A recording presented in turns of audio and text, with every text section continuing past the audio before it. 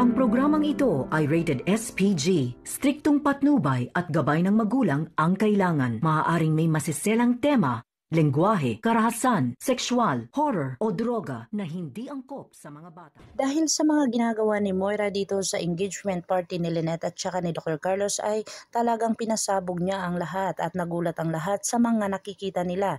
Dito na nga nakita ang picture na naghalikan itong si Lynette at saka si Dr. RJ Tanyag na kung saan ito ay hindi naman totoo. Ginawa ito ni Moira para ito ay sirain lamang si Lynette pero hindi naniniwala si Dr. Carlos Benitez na kung saan nagalit siya dito kay Lynette at nag-walkout sa kanilang engagement party. Dito na nga sinabi niya kay Lynette na talagang pinahiya mo ako at wala na akong tiwala sa iyo. Kung may sikreto kayo ni Dr. RJ Tanyag ay sabihin mo na sa akin para hindi na ako mukhang tanga na sunod-sunod at sunod-sunod na lang sa iyo. Sabihan niya pa si Lynette na kung may pagmamahal pa siya kay Dr. RJ Tanyag ay sabihin niya na huwag na siyang magtago ng sekreto kasi malalaman niya ito. Dito na nga dumating itong si Dr. RJ Tanyag na kung saan sinabi dito ni Dr. RJ sa kay Dr. Carlos na nanghingi siya ng tawad. Dito na nga sinabi ni Dr. Carlos ang mga kasalanan niya dahil hinalikan niya daw, muntikan niyang halikan si Lynette na kung saan hindi naman ito natuloy at talagang bugso lang ng damdamin. Dito na nga sinabi ni Dr. Carlos na talagang tuso ni Dr. RJ Tanyag na kung saan sinuntok niya ito at kwinelyuhan niya pa ito. At dito na nga ay talagang inawat ni Lynette si Dr. Carlos doon kay Dr. RJ upang ito ay matigil at nung umalis na si Dr. RJ Tanyag ay dito na pinagbugtungan ni Dr. Carlos Benitez si Lynette na kung saan nasaktan ito at nagkaroon ito ng pasa.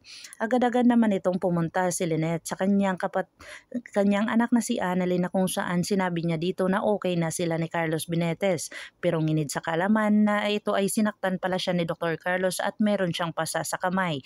Pero ito ay nakita ni Annalyn at hinawakan ito ni Annalyn at nasaktan si Lynette at tiningnan talaga ito ni Annalyn na kung saan sinabi na lang ni Lynette sa kanyang anak na nabangga daw iyon at hindi niya daw akalain na maganoon kasakit ang kanyang mararamdaman.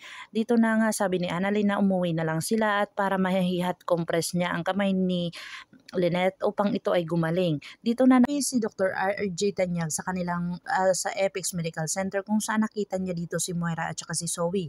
Dito na nga sila nagtalo at dito na narinig ni Dr. RJ Tanyag ang lahat ng mga hinanaing ni Moira.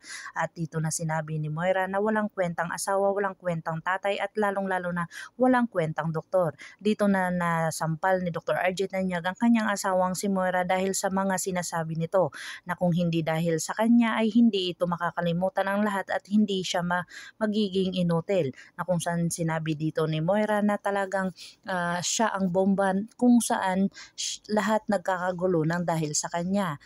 Dito na sinabi ni Zoe sa kanyang ina na bakit niya ginawa iyon na kung saan baka babawiin sa kanya ang Epix Medical Center ng kanyang asawa na si Dr. RJ Tanyag. Dito na nga nagkita itong si Giselle at saka si Moira at sinabi ni Giselle sa kanya na talaga babawiin ni RJ sa iyo ang lahat na kung saan wala nang matitira sa iyo.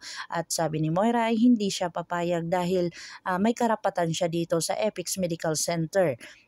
Dito na nga nagalit si Dr. Carlos Benitez kay Annalyn na kung saan manghingi dapat ng tawad itong si Annalyn.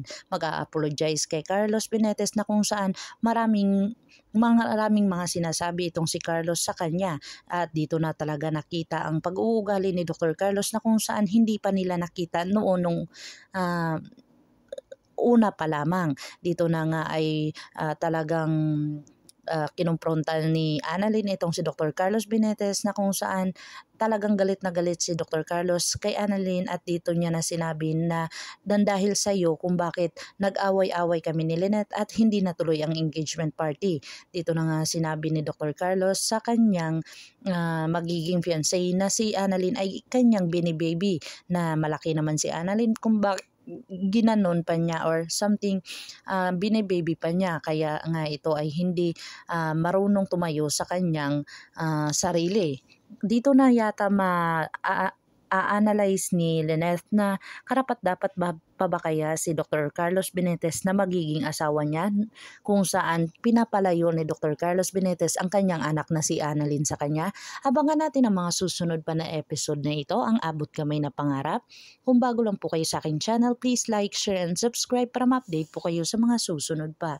Yun lamang po at maraming salamat.